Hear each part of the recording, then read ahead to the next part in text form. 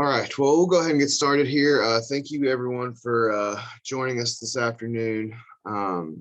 Appreciate a little bit of your time here. We have Angie Singer-Keating with us today from Reclamere, and she's going to, I hope I said that correctly, we're going to have a little chat about cybersecurity threats in transportation. And in the interest of time, I'll go ahead and turn it over.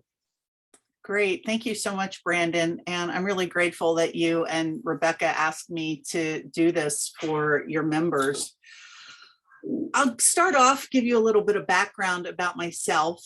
First and foremost, I guess most importantly, is I am a Certified Information Systems Auditor. I've been doing that for about 15 years. My company, Reclamere, I co-founded with my business partner, Joe Harford, about 20 years ago.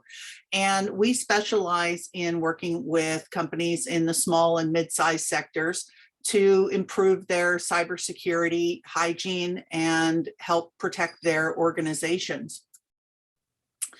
One of the things I wanted to start off with is to kind of talk about some of the attacks that we've seen in the past year, some of the trends that we've seen.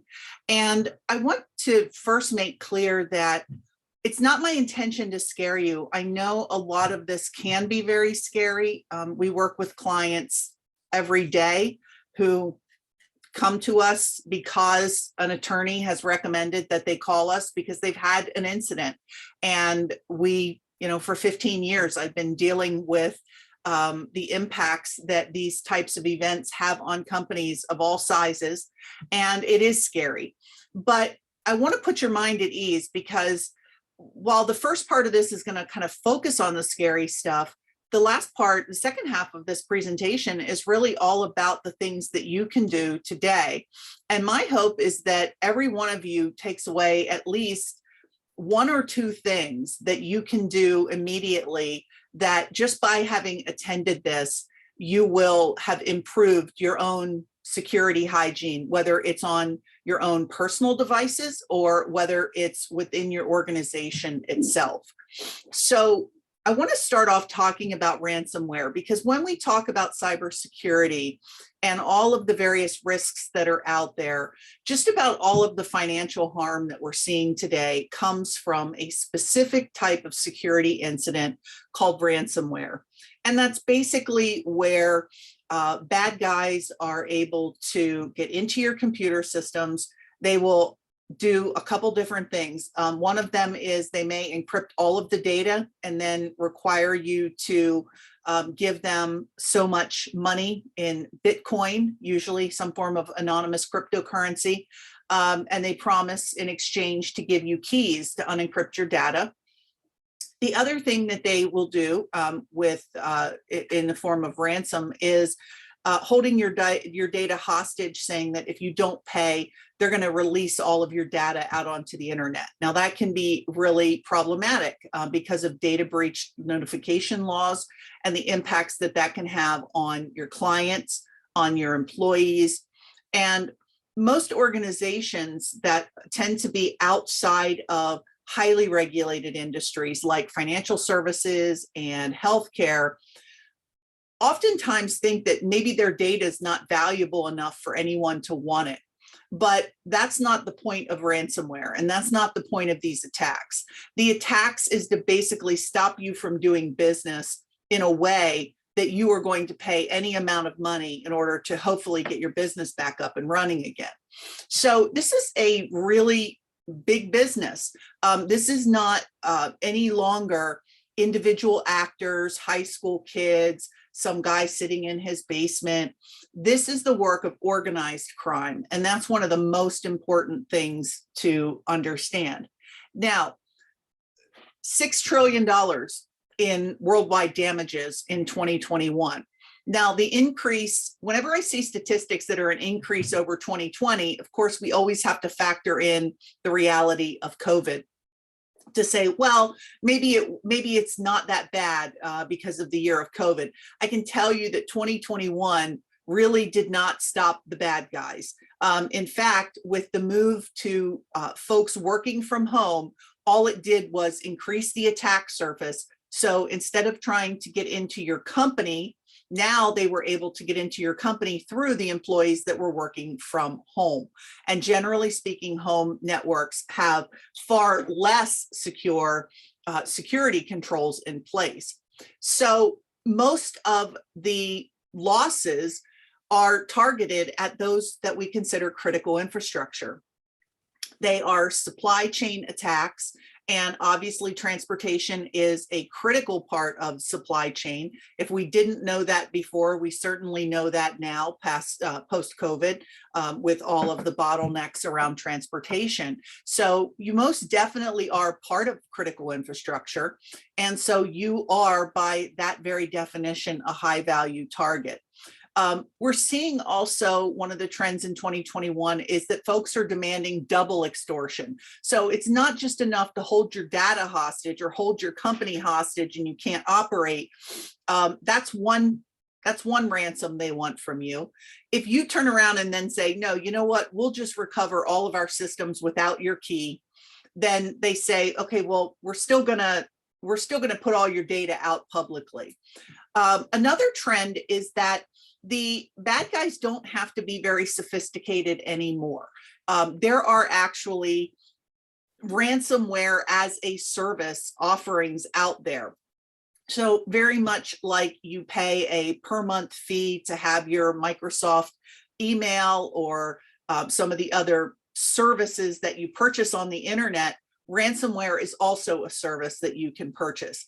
And through that purchase, you basically then share in the spoils of whatever ransom is able to be collected. The biggest problem we see are unpatched systems.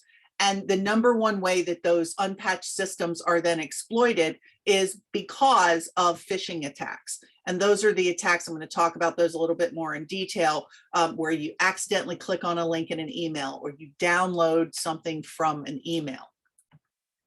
So some of the major incidents in 2021, Colonial Pipeline, and you have to understand that a lot of these statistics that I give and the information that I'm giving here, this is only what we're able to glean publicly. Obviously, when an organization goes through a security incident, they are holding tight to the vest. How much money did they actually pay? How long were they actually shut down? Clients, organizations don't want the negative publicity of having been the victim of these types of attacks. But what we're able to glean is that Colonial Pipeline, the demand was somewhere around $5 million. We really don't know if that is exactly how much they paid.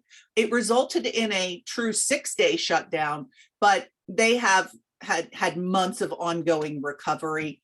JBS Meats, meat packing. There are only a handful of meat processing plants in the entire country. They paid about an $11 million ransom. They were on a 5-day shutdown, and they also had months of recovery. Now, one of the most detrimental breaches that many of you have probably never even heard of was the CISA attack. CISA is a tool that companies like mine, IT companies, use, and also internal IT departments use, so that we can remotely manage computers. Now, if you think about that, if you're able to get into a company like CISA and then able to get into all of their clients, and then subsequently able to get into the clients of those clients, you have perpetrated a massive hack, and you really are able to bring a lot of companies to their knees just by getting into one company. And so 70 million was demanded. We really don't know if they paid, how much they paid. They stated publicly that they did not. They spent 3 weeks working with the FBI to develop decryption keys, and they had months of downtime for clients. We were not victims of that. However, I know other IT companies that were. And then on top of that, there were many additional months of full recovery. CISA is really still cleaning up this mess. But you say, well, those are great big companies and I'm not really a target. That couldn't happen to me.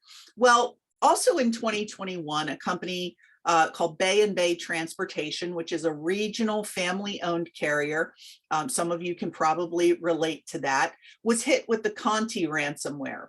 That is a ransomware for hire. So that was where they were targeted. The irony is that this was the second attack in 3 years for them. Now, they paid the ransom the first time. We don't know what that amount was.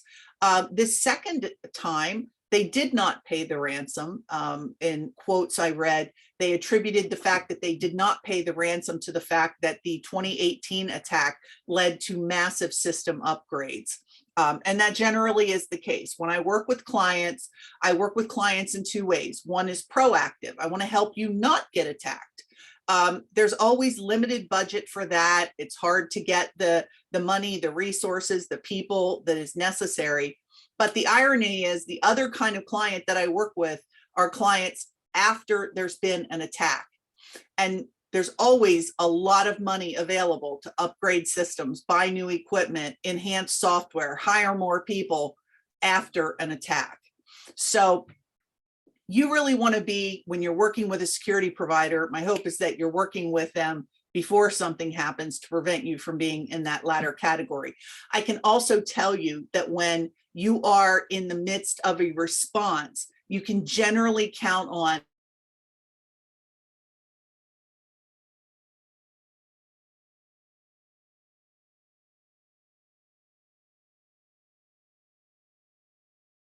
in a proactive way. If you have to upgrade that same security essence, you have to drop everything. And right now, today, one of the problems we're having are clients that have these attacks because of, let's say, out of date firewalls or old equipment. Those types of, we're having challenges getting that actual hardware because of the supply chain issues. Now, Forward Air is a global freight forwarder. Some of you may or may not have been impacted by this attack, but it caused about a 1-week freight flow backlog significantly across the nation. And because Forward Air is publicly traded, they then had to file SEC warnings to their investors about possible deferred revenue or even losses of revenue. And then finally, the one I really wanted to kind of hammer home here, because I think that it's fortunate that you have a company in your industry that was willing to talk publicly about this. They were hit twice in 2021. Even their second attack caused a 4-day outage. And after the first attack, they had made massive upgrades in their infrastructure, their backup processes, their entire IT infrastructure, but they were still hit a second time, and even the second time caused a 4-day outage. The quote, and this is something I hear all the time from industries like transportation, trucking, manufacturing, I hear, "We didn't think it would happen to us. We didn't think our information was valuable. We didn't think we were a target. We thought there were plenty of other fish in the sea." And that was exactly what their operations person said after the fact. So how do these attacks occur? Well, I think it's really important to understand that this is not a simple attack that happens and there's no warning and there's nothing that could have been done about it. The research phase of looking at your company and figuring out the best way to get into it can take weeks or months. These attackers spend a lot of time studying your organization, studying the owners of your companies, looking at your social media posting, looking at your LinkedIn pages, looking at your company org charts, to figure out what's the best way that I'm going to get somebody in your organization to maybe click on an email that they shouldn't click on. From that point, once they are able to get in because of someone clicking on an email or downloading an attachment, they're in your systems And now they are doing even more reconnaissance inside the system, trying to stage their attack, figuring out how are they going to try to move around in your systems and move from maybe a dispatch manager's computer to your IT director's computer, or to your email server, or to some other type of system within your organization that you use to manage your entire organization. Now, the next thing that they're going to do is they're going to then exfiltrate your sensitive information. So that means they're going to take this information and they're going to upload it someplace in the internet onto the cloud, and they're going to take a copy of that data. Then they're going to encrypt it. What this does is this sets them up, first of all, to stop your business cold. When everything is encrypted, nothing will work. Servers won't work.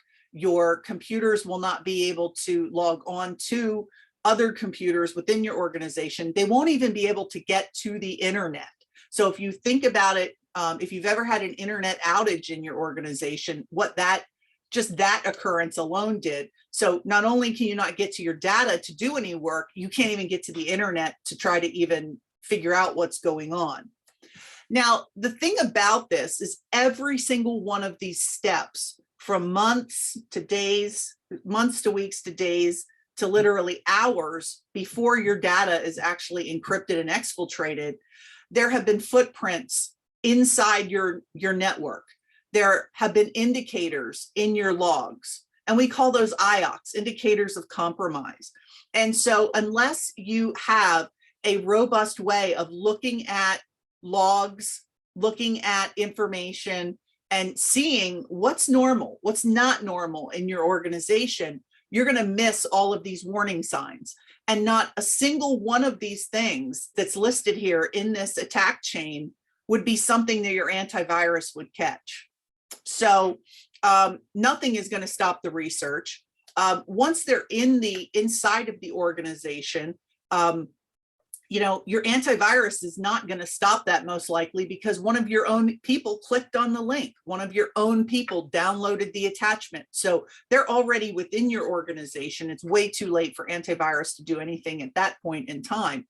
And then obviously, once they're moving around like a normal user inside your system, antivirus is not going to find that either. So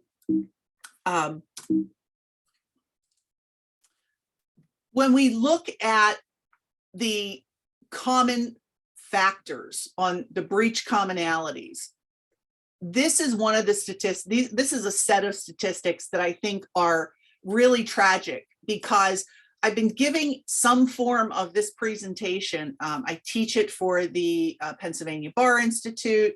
I do presentations and teach for all kinds of industry associations. These statistics have not changed in almost a decade. 96% of the attacks were not difficult. Now, when you hear about them on the news, they sound like they are so complicated and so complex. Yes, the underlying code and the underlying technology of how the data was exfiltrated and how the data was encrypted is very complex. But the way that they got into your organization was very, very simple. Somebody just clicked on a link or downloaded an attachment. 85% of breaches take weeks to discover. So way before your data was encrypted, way before your network started to slow down because they're uploading tons of data to the internet, things were happening inside your systems that you didn't even know of. One of the scariest statistics is that 92% of security incidents are discovered by a third party. That means your client calls you and says, hey, I got an email from your company that has malware in it, or some of your confidential information was found on the dark web. Having a third party call you or contact you, or law enforcement contact you to let you know that you've been a victim of this is really unfortunate. And especially if it happens to be the news media, that's really problematic. 97% of incidents were avoidable with simple or intermediate controls. And that's really important because that is the focus of my presentation today. I'm going to talk about these simple and intermediate controls that you can put in place. Many of them are no cost.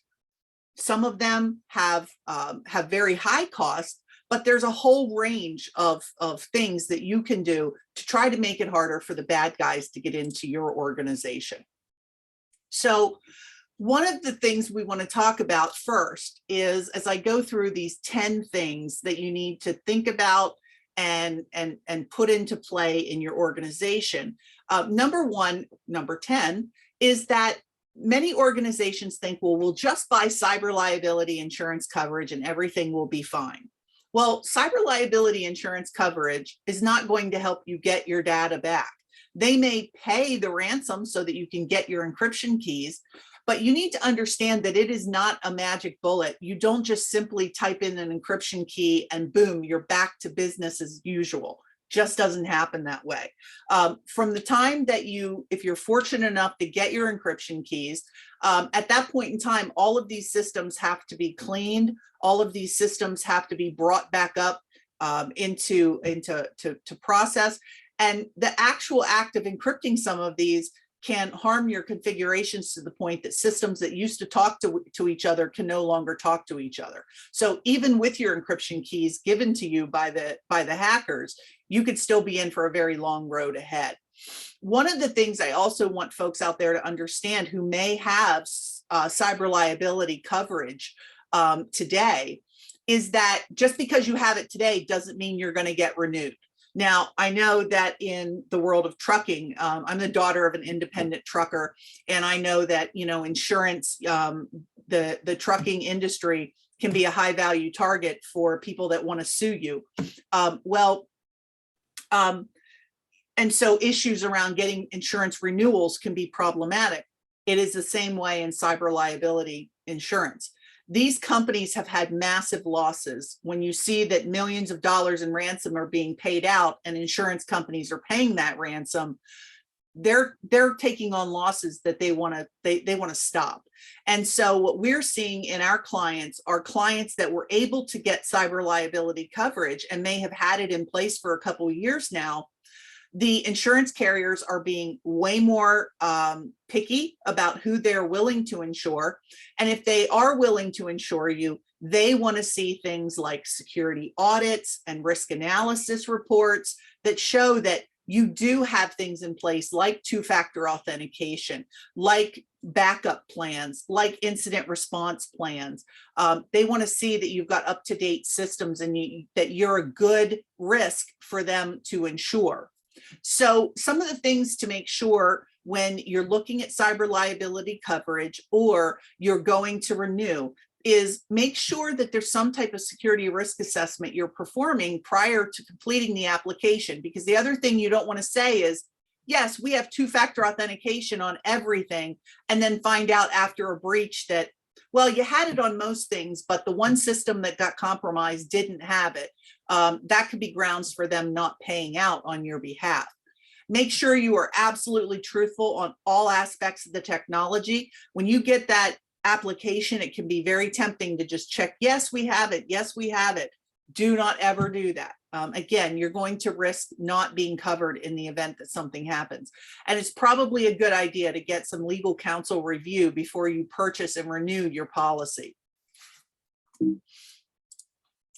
The next risk, it's not just ransomware that you have to be worried about. There are other types of attacks out there where they may not actually encrypt your data, but they certainly will try to take you down just for the nuisance factor. And one of those types of attacks is called a denial of service attacks.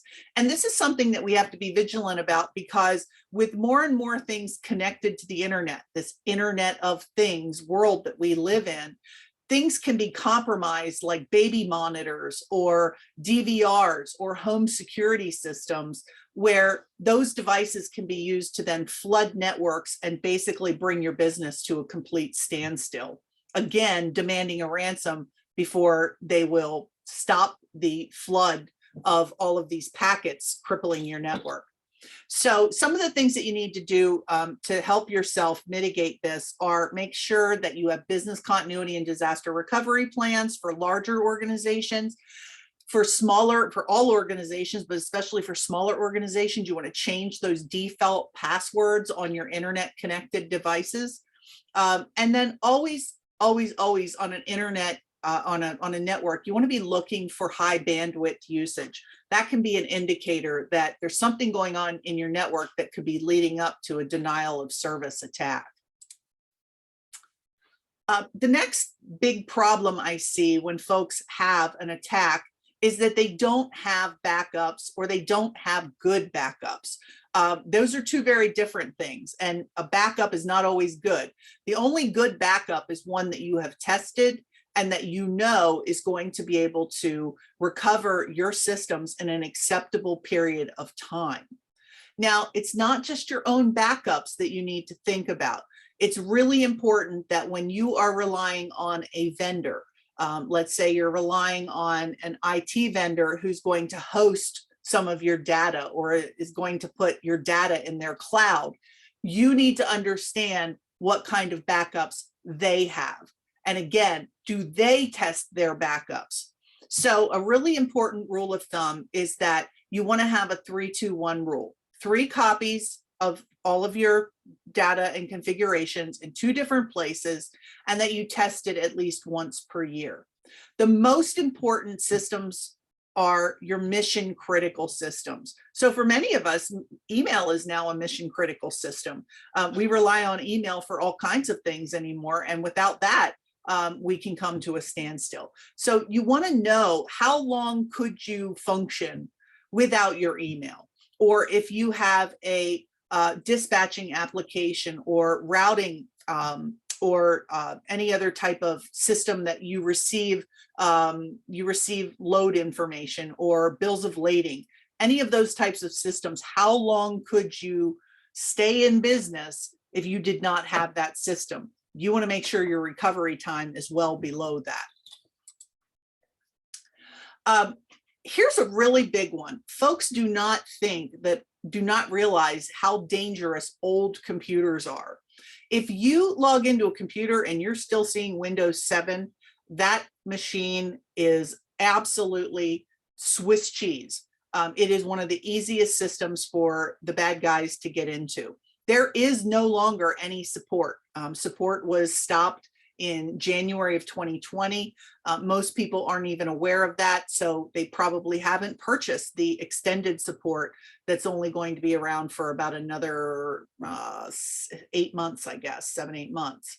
So one of the ways that you can make sure that you don't fall victim to having insecure systems because you're running obsolete hardware is to think about leasing your equipment. Leasing your computer equipment gives you the ability to have new equipment every 3 years.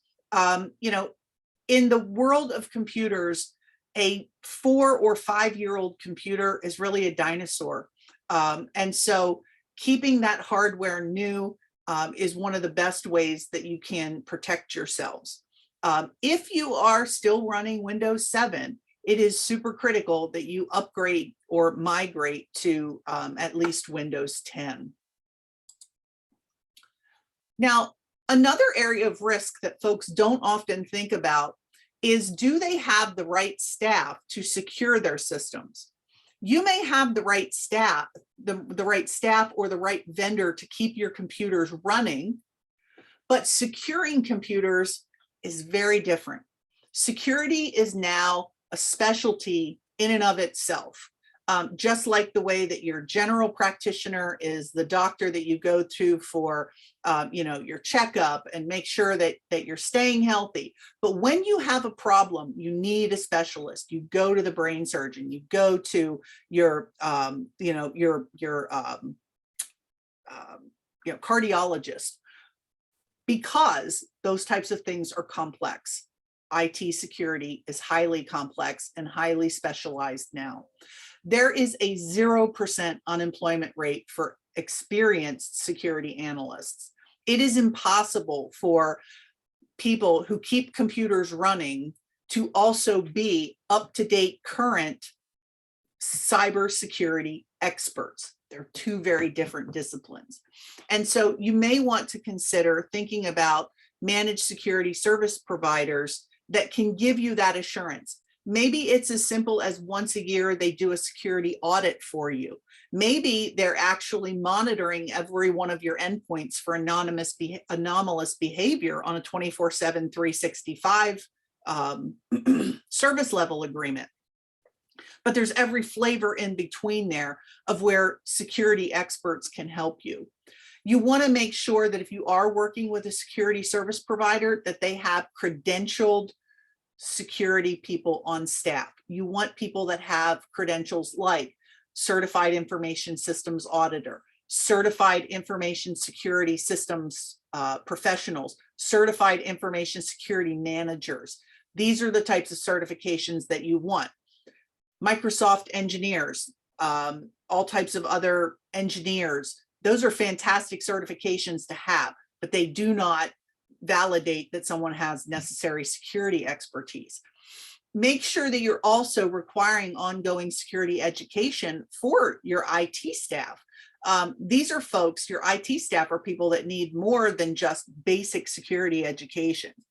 And don't assume that just because you have an IT vendor that keeps your computers running, keeps your printers connected, make sure your network is working and everything is there, don't assume that their services include security.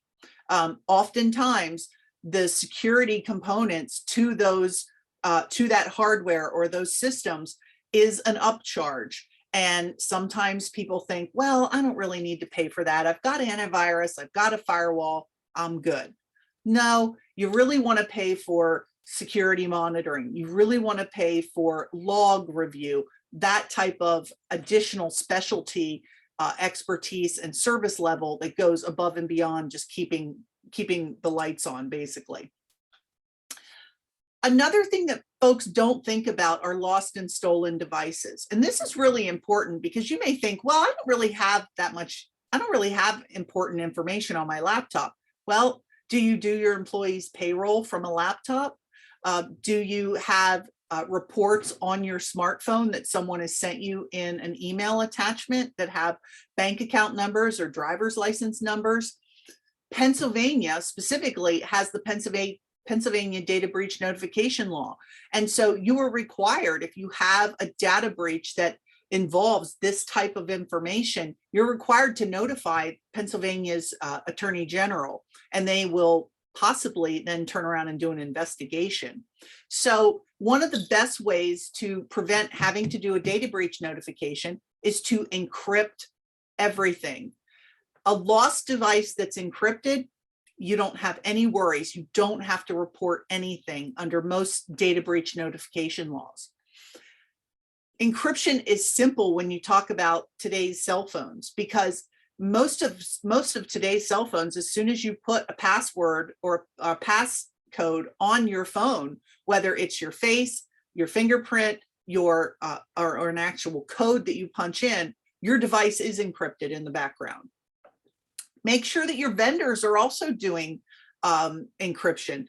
We had a client that had a data breach because they happened to be in healthcare, and an attorney was defending them in a malpractice suit and had patient health information on their computer. Well, the attorney put that laptop in the trunk of their car, and it was stolen out of the trunk of their car, and they had a massive data breach that they had to report.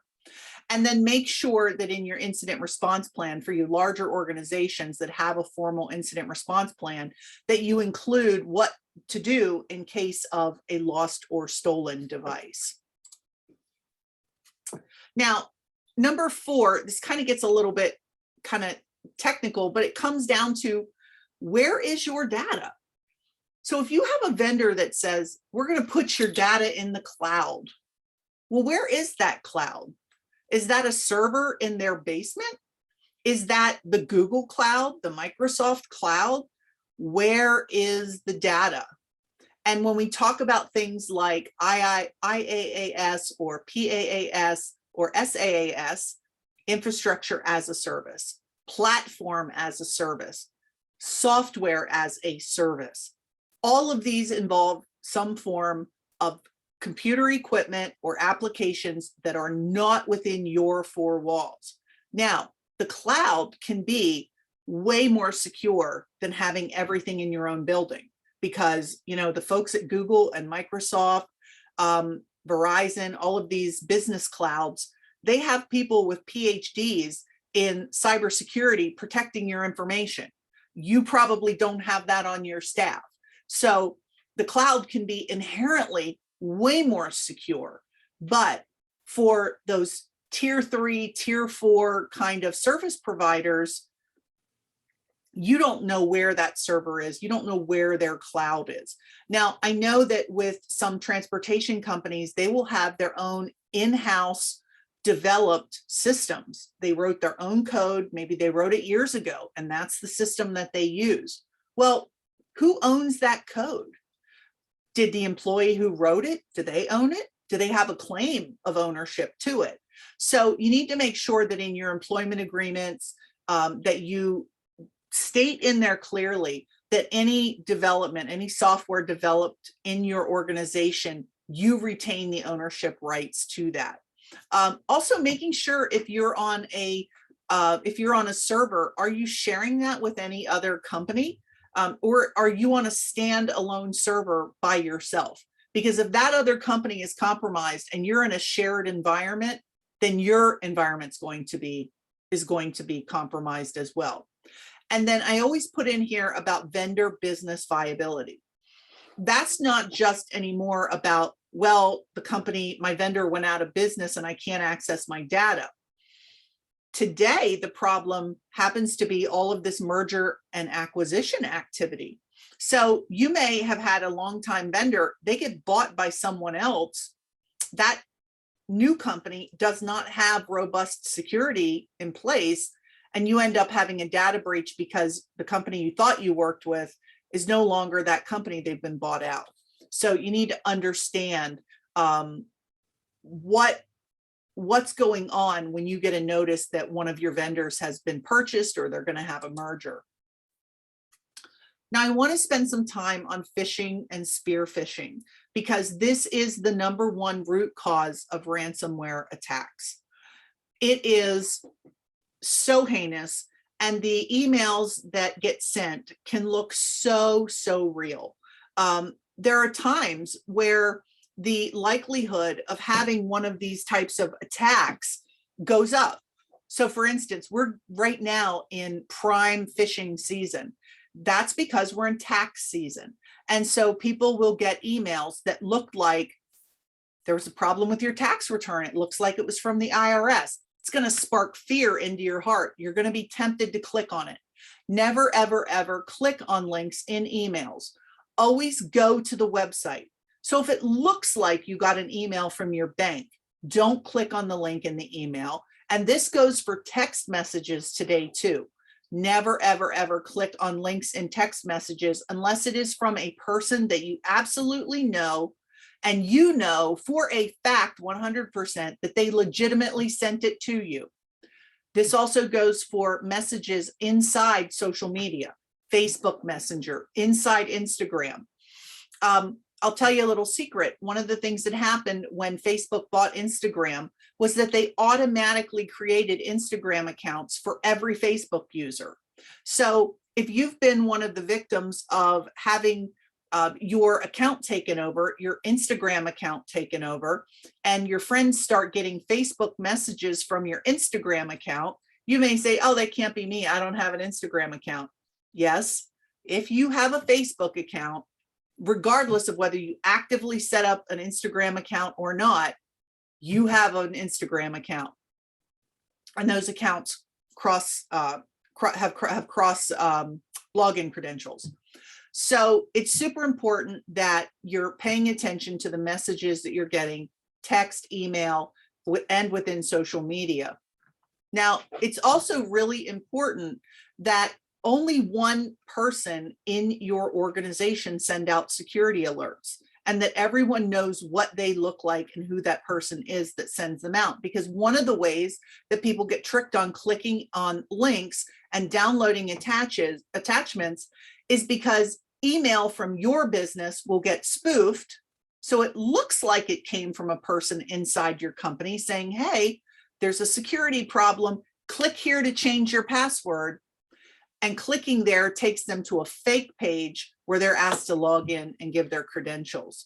So making sure that you have a system in place for how you let your employees know there has been a security incident or there have been phishing emails that are going around, how you let them know. And then finally, the most important thing, and I'm going to talk about this later because it is one of the #1 things you need to do, is make sure you patch systems, that your antivirus is up to date, and you're controlling user privileges. You should not have admin rights on your computer unless you are a system administrator, period, end of story. Yes, it's convenient when you need to install something, but it is also the way that your entire system gets opened up to hackers whenever you do accidentally click on something. And all of us at some point in our life have or will accidentally click on something or accidentally download something. Now, the most important thing in your company that you can do is train your employees. Implement a security awareness training program. There are ones that are actually on YouTube. There are ones that are out there that are actually free. But this was a study that was done that showed that the number of people clicking on links declined from 25% to less than 3% because of security awareness training over this 6-year period. That's a really tremendous decrease. So training works. It's super important that you have a security awareness training program in place in your organization. The other good thing is that these are not expensive things to implement.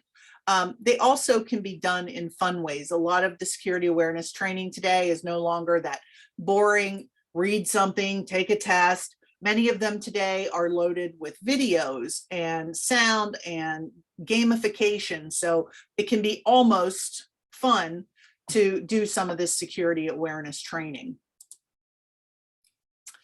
Now, everybody hates updating their computer. We all hate it. System administrators hate it most of all, because not only does it take forever for patches to apply, it can also break things. So I understand completely why system administrators are reluctant to update systems as fast as they should. However, the unfortunate thing is that unpatched systems are one of the biggest ways that ransomware is able to then move through an organization into every single machine and get into every single server and really bring down your organization. If you are patching your machines, doing your Windows updates, don't forget those third-party apps and extensions. So your Chrome browser and all of the extensions in your Chrome browser, your Adobe, all of these applications that you don't even think about, they also need to be patched. Don't forget to patch Office. Don't forget to update your antivirus. And then any of your obscure apps out there, you may be running very proprietary systems for your industry. Make sure that you understand when your vendor releases those patches and that they get implemented in a timely way. Very old exploits are still happening. We've had clients that have data breaches, and when we do the analysis, we find out that there was a patch issued 6 months or a year ago that never got applied that would have completely prevented it. This is the #2 most important thing that you need to be aware of, and patching your systems is free. It doesn't cost you anything to keep them updated unless you're working on that old hardware where you have to pay for extended support. The final thing I want to say about this is don't forget your networking gear. Your routers, your switches, your hubs, modems, they all have firmware updates and they need to be updated. They also get to an end of life point where they're no longer supported either. So make sure that your networking gear, not only is it patched, but it's also not end of life. One of the best ways to know if your people are deploying patches in a timely manner is to have regular vulnerability scans performed. Most of our clients have these types of scans done on a weekly basis, some monthly. If you accept credit cards, then you are having to follow something called the Payment Card Industry Data Security Standard. You may not realize it, but when you signed the contract that allowed you to accept credit cards for payment, you agreed to secure your systems in accordance with what is called PCI DSS. That requires that you do regular vulnerability scanning.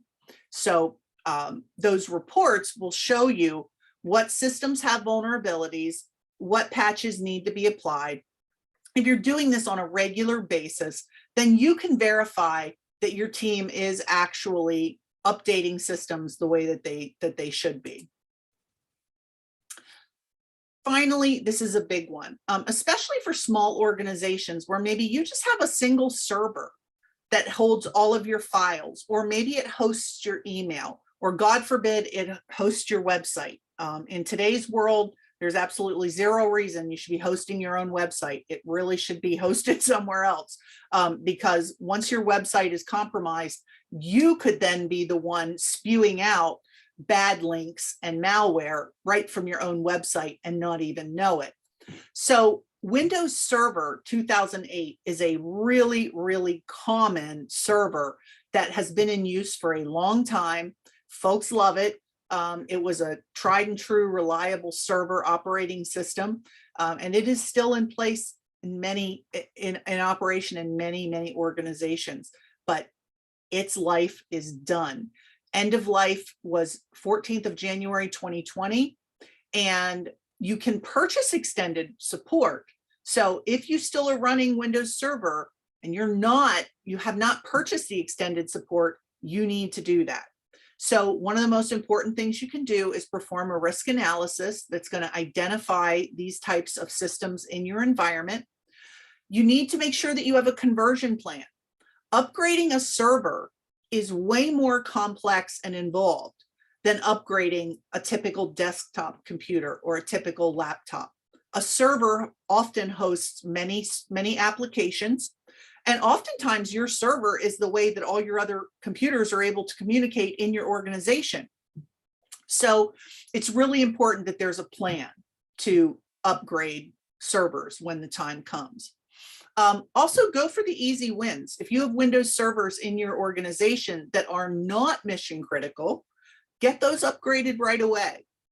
And then finally, one of the most important things, one of the most effective things you can do is just get the servers out of your organization altogether. Get them hosted on Microsoft's Azure cloud. I don't sell Microsoft Cloud. It might sound like I do. Or, get everything out to Google's cloud, but you really want to not have any infrastructure in your own organization unless you have on staff really sophisticated, well-trained, highly experienced, credentialed security professionals, because securing servers is 1,000 times more complex than just securing a desktop. One of the great things that Microsoft is doing is that if you make the choice to upgrade and migrate to Microsoft Azure, they will give you 3 years of support on your Windows servers for free to give you time to get that migration made. So I know that that's a lot. I know for some of you, this could have been techno gibberish and it doesn't make any sense. For you, I would encourage you to take a copy of this presentation and sit down and go over it with your IT vendor, with your IT person on staff, and have them walk you through what they are doing to protect you from these 10 different types of risks. But each one of you on this presentation today can do something. If you don't have a passcode on your mobile phone, number one, get that done. Face ID, fingerprint, whatever it is, get it turned on. Your device is automatically encrypted. The second thing is always, always, always enable two-factor authentication. That's where you get that little code that gets sent to your phone, or maybe you have an actual little fob where, you know, kind of like I do, where the passphrase will be sent to your phone. Or you have a physical hardware key like I do that you have to actually put into a device before it will allow you to log on after you input your password. Whatever it is super important that you have two-factor authentication turned on. And then finally, get rid of all of your poor passphrases. One of the services we provide is dark web ID monitoring, where I can scan to see if your employees have their usernames and passwords out on the dark web for sale. You will be surprised the number of times that we find work emails and passwords being used on dating sites, on gaming sites, and they're using the exact same password in both places. Never, never, never do that. Never. Always use a password keeper. There are free ones out there. Make sure that you look at ones like LastPass, Splash ID. These password keepers will allow you to log into websites right from inside your password keeper. So you only have to memorize one super complex password to get into that password keeper. Most of them you can tie right to Face ID or your fingerprint on your phone to open it right up. And it will also allow you to rotate your passwords and have complex passwords without having to remember all of that.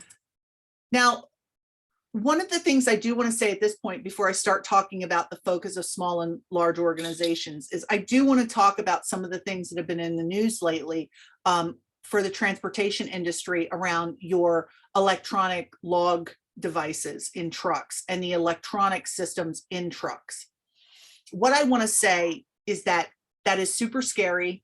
It's getting a ton of attention and a ton of headlines. We do need to pay attention to it. But if you are not paying attention to these 10 things that I've just covered, then your systems in your truck are the absolute least of your worries, because you are far more likely at this point to suffer a major catastrophic information technology breach or attack through one of these 10 other ways.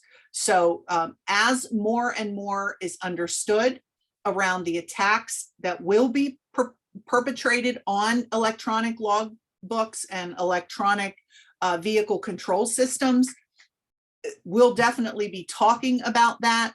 But right now, we need to start getting some of the basics and fundamentals right in our companies so that we can continue to operate and not go bankrupt because we're unable to function or have to pay out ransomware that ransom fees that literally bankrupt us.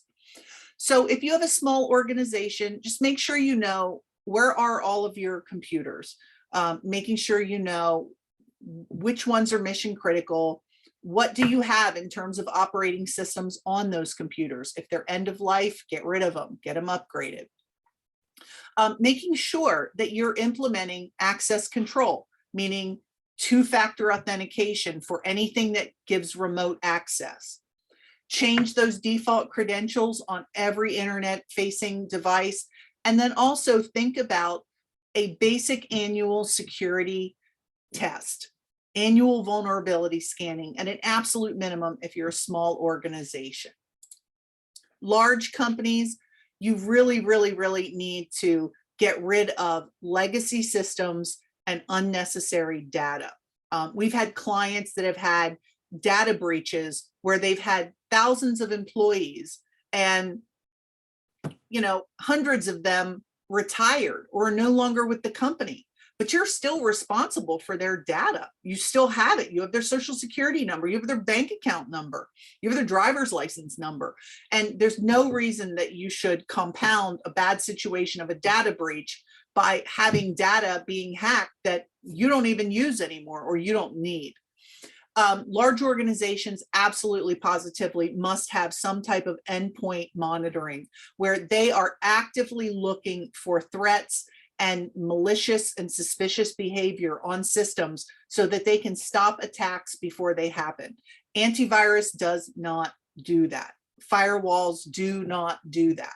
Large organizations, you either need to have your own internal security experts on staff, or you need to leverage outside security consultants to help you. Annually review your incident response plans and then verify what you learn by reviewing that incident response plan by doing a tabletop exercise. That's where, when we do them with our clients, we sit down around a table and we start talking about, okay, you walked in this morning, the email server has been compromised. No one is able to use email. You walked in this morning and your voice over IP telephone system is down. It's been hacked. It's being held for ransom, and you cannot make calls out or bring calls in. What is your plan? What does each person in the organization do? How do you respond? And then finally, large organizations absolutely positively must treat their data the same way that they treat their money. Just the same way that you have CPAs to give you financial guidance and verify the financial health of your organization and that there's no fraud going on, you need to have security auditors doing security auditing and testing of your organization so that you can have that peace of mind to know that you're doing everything you possibly can to keep your systems, your data, your people, your clients safe. So at this point, I wanted to just open it up for any questions. I wanted you to all have my contact information. You have my cell number. So if there's something you're too embarrassed to maybe ask, or, I'd ask Brandon, I don't know if anyone has typed any questions into the comment section. If you want to read any of those, Brandon, I can't see them since I'm looking at the presentation, sharing my screen. But if we have any questions, I'd be happy to answer them. Don't see any questions. There was a comment here. It looks like a lot of insurance carriers will pay for data restoration post ransomware loss. Most insurance carriers now putting neglected software endorsements on policies, limiting their exposures. AXA 4 is a standard exclusion, but must be state sponsored. Yes, that's really good information to know, and to kind of put out there about cyber liability coverage. The most important thing I can tell you about cyber liability coverage right now is assume nothing. It is changing all the time, and we get panic calls from clients saying, oh my gosh, my carrier is not going to renew me.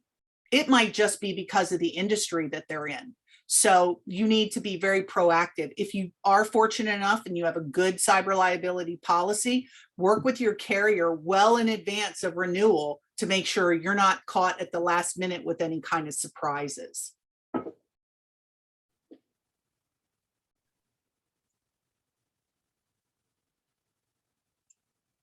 Well, I don't see any other comments or questions, so we can go ahead and wrap up. A nice tidy hour there.